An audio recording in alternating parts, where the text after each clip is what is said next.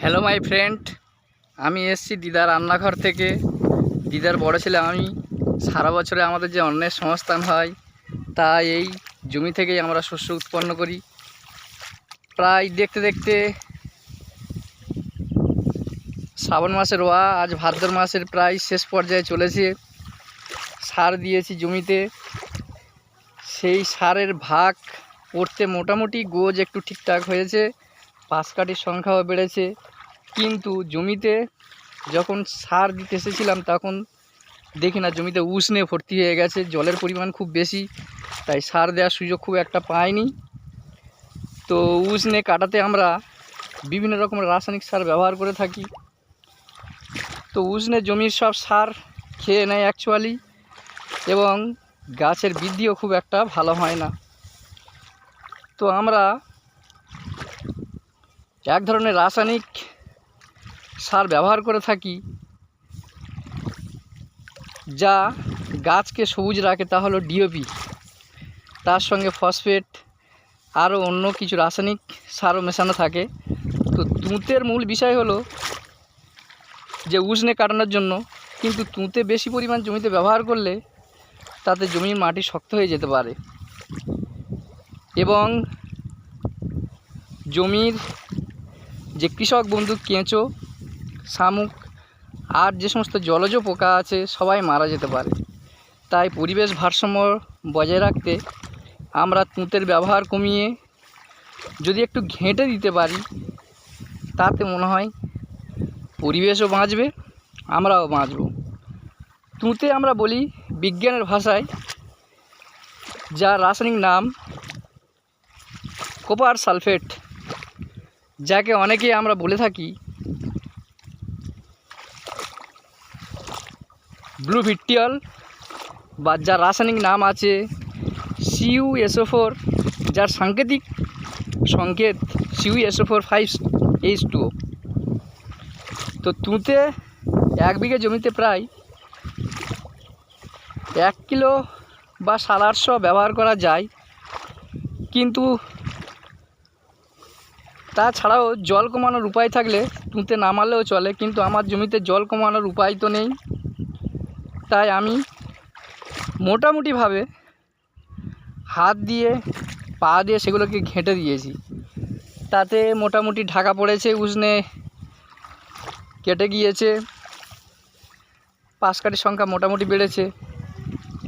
তো বন্ধু, যদি জমিতে তুঁতের ব্যবহার না করে যদি অন্য কোনো কিছু ব্যবহার করা যায়, তো আপনার জানা থাকলে বা আপনাদের জানা থাকলে আমাকে কমেন্টে লিখুন। কারণ আমি একজন চাষি, দিদার আমি বড় ছেলে। চাষ করে আমাদের অন্নসংস্থান, দুবেলা দুমুঠো খাওয়া জোটে, তাই চাষের দিকেই নজর তো দিতে হবে, না হলে সারা বছরে চাল কোথায় পাবো। তো আমাদের এই নিজস্ব জমি প্রায় 1.5 বিঘে, এটাকে আমরা চাষ করেছি। হ্যালো বন্ধু, তো আপনারা যারা উষ্ণে কোনো দিন দেখেননি, আমি তাদেরকে দেখাচ্ছি উষ্ণে কীরকম জিনিস। এগুলো হলো উষ্ণে ঝাঁঝি। এগুলো উষ্ণের পরবর্তী জিনিস হলো ঝাঁঝি, যেগুলো মোটা প্রলেপ হয়ে যায়। তো জমিতে চাষ করার আগে যদি আমরা একটু অন্যভাবে জমিকে তৈরি করতে পারি, অর্থাৎ চাষের পূর্বে জমিতে একবার চাষ যখনই দেওয়া হয় অন্তত পক্ষে 15 দিন ফেলে রাখা উচিত। তারপরে তাতে দানা ফসফেট মিশিয়ে ছড়িয়ে ফের 2-4 দিন পরে হাল করলে মাটি ভালো তৈরি হয়, তাতে রুইলে গোছ ভালো হয়, গোছের পাশকাঠি বড় হয়, রোয়া তাড়াতাড়ি বেড়ে যায়, এবং মাথা যখন এক গাছের সঙ্গে আর এক গাছ জুড়ে যায় মাথা, তখন সূর্যের আলো আর প্রবেশ করতে পারে না, তাতে উষ্ণে কেটে যায়, সব দিক দিয়ে সুবিধা হয়। কিন্তু যেহেতু আমাদের এটা বর্ষার চাষ, অর্থাৎ ঋতুর উপরে নির্ভরশীল আমন ধান, তাই আমাদের অনেক অংশে প্রাকৃতির উপরে নির্ভরশীল হতে হয়। প্রকৃতির অবস্থা যদি বিরূপ হয়, সেক্ষেত্রে চাষ করা আমাদের মুশকিল হয়ে পড়ে। কারণ আমাদের নিকাশি ব্যবস্থা খুব একটা ভালো নেই, জল ঠিক মতন সরবরাহ হয় না। তো আজকে আমি আপনাদেরকে আমার চাষের ক্ষেতে গোছ কেমন হয়েছে তা একটু দেখাচ্ছি।